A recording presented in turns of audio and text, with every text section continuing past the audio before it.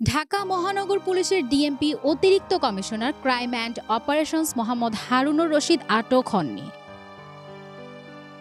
মঙ্গলবার দেশের শীর্ষস্থানীয় একটি গণমাধ্যমকে তিনি নিজেই এ তথ্য নিশ্চিত করেন। সামাজিক যোগাযোগ মাধ্যমে ছড়িয়ে পড়েছে ডিএমপির ডিবি সাবেক হারুনুর রশিদ আটক হয়েছেন। এই বিষয়ে জানতে তার মুঠোফোনে কল দেয়া হলে তিনি নিজেই কল ধরেন। আলোচিত এই পুলিশ কর্মকর্তা জানান, নিরাপদেই রয়েছেন। অফিসে গেলেও কাউকে না পেয়ে ফিরে এসেছেন তিনি।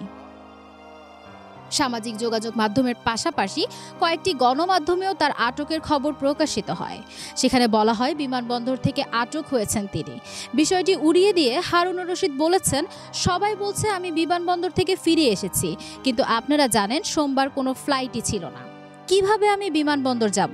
বিষয়টি পুরোটাই গুজব। কোটা সংস্কার আন্দোলনের মাঝেই গত 31 জুলাই ডিএমপির গোয়েন্দা শাখা থেকে ক্রাইম অ্যান্ড অপারেশনস বিভাগে বদলি করা হয় হারুনুর রশিদকে। 2022 সালের 13 জুলাই ডিএমপির ডিবি প্রধান হিসেবে দায়িত্ব পেয়েছিলেন তিনি। তার আগে 2021 সালের মে মাসে যুগ্ম পুলিশ কমিশনার হিসেবে গোয়েন্দা বিভাগে পদায়ন হয় তার।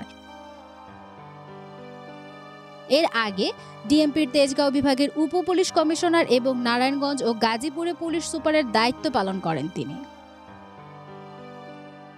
হারুন এডিশনাল এসপি থাকার সময় 2011 সালের 6 জুলাই সংসদ ভবনের সামনে তৎকালীন বিরোধী দলীয় চিফ হুইপ জয়নুল আবেদিন ফারুককে শারীরিকভাবে হেনস্থা করেছিলেন। সেই থেকে সমালোচিত এই পুলিশ কর্মকর্তা শেখ হাসিনার আনুকূল্য পেতে থাকেন, আর একের পর এক পদোন্নতি ও গুরুত্বপূর্ণ জায়গায় পদায়ন হয় তার।